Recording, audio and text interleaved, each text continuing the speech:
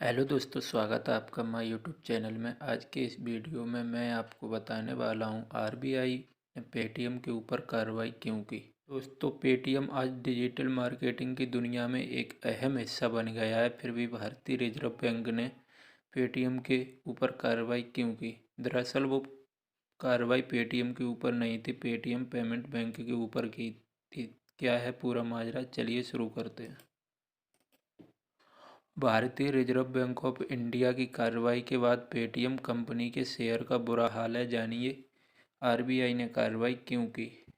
दोस्तों, भारतीय reserve bank ने पेटीएम पेमेंट बैंक के ऊपर 31 जनवरी को कार्रवाई करते हुए कहा कि आप ग्राहक के खाते, वॉलेट और फास्टैग आदि में जमा या टॉपअप स्वीकार नहीं कर सकते। आरबीआई ने पेटीएम पेमेंट बैंक को 29 फरवरी से किसी भी तरह की जमा स्वीकार करने या लेनदेन पर रोक लगा दी है। आरबीआई ने यह कार्रवाई बैंक द्वारा बनाए गए नियमों को अनदेखी करने के चलते की है।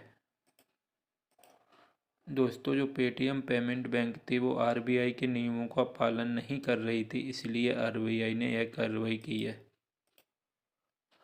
आरबीआई के इस आदेश के बाद पेटीएम पेमेंट बैंक के ट्रांजैक्शन नहीं होंगे। बैंकिंग रेगुलेशन एक्ट के तहत आरबीआई ने यह कार्रवाई की है। पेटीएम पेमेंट बैंक पर हुई कार्रवाई का सीधा असर पेटीएम के शेयर धारकों में देखने को मिल रहा है। 1 फरवरी को पेटीएम का शेयर 20% टूटकर गुरुवार को बीएसई में 608 रुपये पर बंद हुआ और एनएसई में 609 रुपये पर बंद हो गया था। पेटीएम के शेयर में गिरावट का सिलसिला अगले दिन भी 20% शेयर टूट गए, लोअर सर्किट को छू गए। लोअर सर्किट का मतलब होता है कि इसके शेयरों का मार्केट में कोई खरीदार नहीं है। बीते दिनों में कंपनी का शेयर 40% टूट चुका है।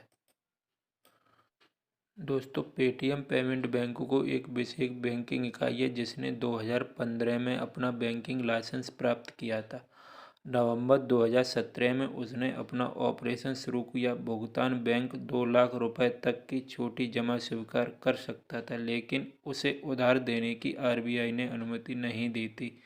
इस बैंक में हुए डिपॉजिट को सरकारी बॉन्ड या अन्य बैंकों में रखा जाना चाहिए था, ऐसा आरबीआई ने आदेश दिया था। पेटीएम पेमेंट बैंक का 49% स्वामित्व पेटीएम के पास है, जिसे वन कम्युनिकेशन के नाम से भी जाना जा सकता है। बाकी का 51% हिस्सेदारी पेटीएम मुख्य कार्यकारी के संस्थापक विजय शेखर शर्मा के पास है। ये इस वक्त इस कंपनी के सीईओ हैं। दोस्तों, आरबीआई ने यह रोक केवल पेटीएम पेमेंट बैंक पर ही लगाई है। इसी तरह की चिंताओं का कारण मार्च 2022 में पेटीएम पेमेंट बैंक को ग्राहक जोड़ने से प्रतिबंध कर दिया गया था, लेकिन पेटीएम पेमेंट बैंक अपने मौजूदा ग्राहकों के साथ व्यापार जारी करता रहा। पेटीएम के सीईओ विजय शेखर शर्मा आरबीआई की कार्रवाई के बाद कहा कि कंपनी अपने सहयोगी बैंक पेटीएम पेमेंट बैंक पर निर्भरता कम करने की दिशा में आगे बढ़ रही है। शर्मा ने कहा वह अन्य बैंकों के साथ साझेदारी लाने का प्रयास कर रही है। उन्होंने कहा कि पेटीएम करीब 2 साल से पहले से ही अन्य बैंकों के साथ साझेदारी की दिशा में प्रयास शुरू कर चुकी है। हालांकि जिन यूजरों के वॉलेट में मौजूद बैलेंस है वो मुफ्त में अपना पैसा बैंक में ट्रांसफ़र कर सकते हैं। इसके अलावा यूजर्स इन पैसों का इस्तेमाल बिजली, फ़ोन, दूसरे बिलों में भुगतान कर सकते हैं। दोस्तों, आरबीआई के मुताबिक पिछले 3 वर्षों में 42% भारतीय वित्तीय धोखाधड़ी का शिकार हुए हैं, जिनमें 74% अपना पैसा वापस पाने में विफल रहे और 17% को ही अपना पैसा मिला है।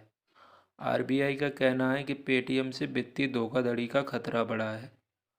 सर्वेक्षण से पता चलता है कि 29% लोग अपने एटीएम या डेबिट कार्ड का पिन विवरण करीबी परिवार के सदस्यों के साथ साझा करते हैं, जबकि 4% इसे अपने घरेलू कार्यालय कर्मचारियों के साथ साझा करते हैं।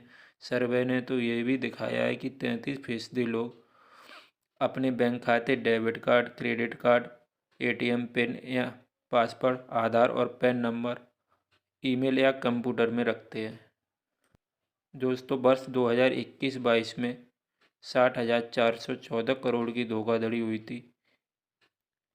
हालांकि ऐसा अनुमान है कि कईयों ने तो रिपोर्ट दर्ज नहीं की। Microsoft 2021 global tax support scam research report के मुताबिक भारत में उपभोक्ताओं ने 2021 में 69% ऑनलाइन धोखाधड़ी की उच्च दर हासिल की थी।